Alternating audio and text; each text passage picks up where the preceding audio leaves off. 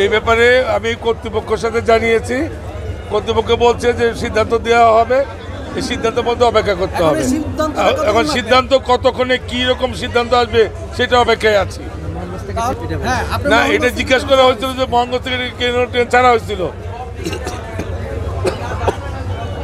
Sorry, Mohanganj থেকে যে চালক ট্রেন চালিয়ে আনছে তাকে খোঁজা হচ্ছিল, তাকে ট্রেস পাওয়া যাচ্ছে না, সে নাই, তাকে পাচ্ছি না।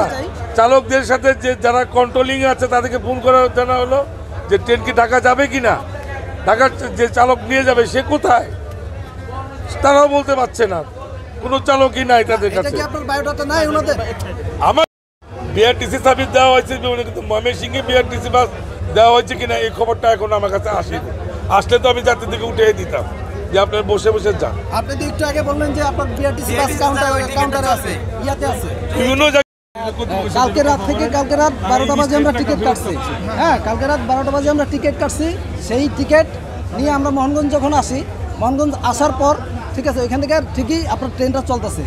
ময়মনসিংহ আসার পর এখানে বলতেছে আর যাবে না।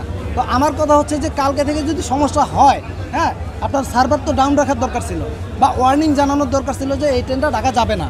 হ্যাঁ, তো এখন এতগুলো যে যাত্রী আছে এখানে, সবগুলো যাত্রী কি বিভ্রান্তির ভিতরে পড়লো কিনা? তো আমার এখানে 5টা যাত্রী আছে, আমার বাসার 5টা মেম্বার আছে।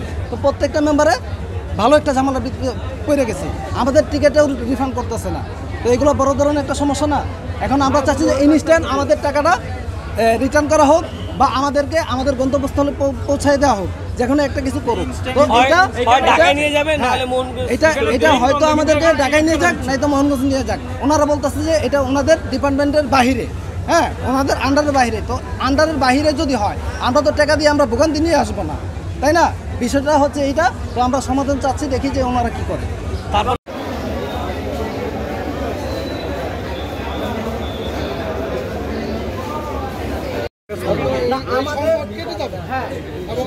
সংকটের বিষয় আলাদা, বর্তমান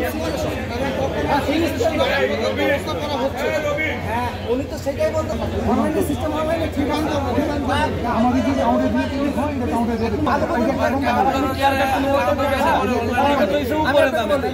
যেখানে টাকাটা যাদের সাথে আপনার অ্যাড হয়েছে, হ্যাঁ, যারা টাকাটা কাটে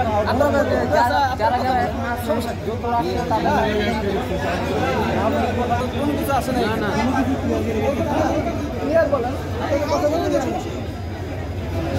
আমি যেটা বলছি যে আমি 6 মাস আগে রিফান্ড করলাম, ওই টাকা এখনো পাই না। না, এখন তো আমি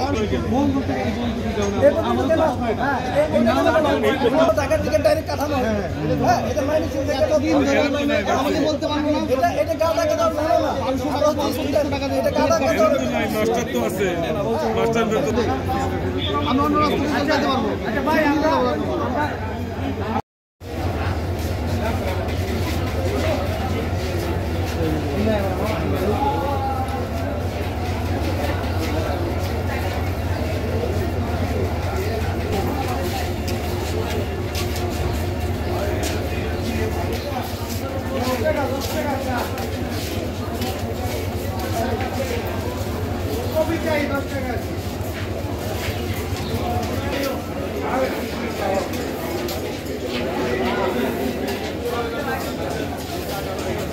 থেকে নামলাম, কোথায় গেছিলেন?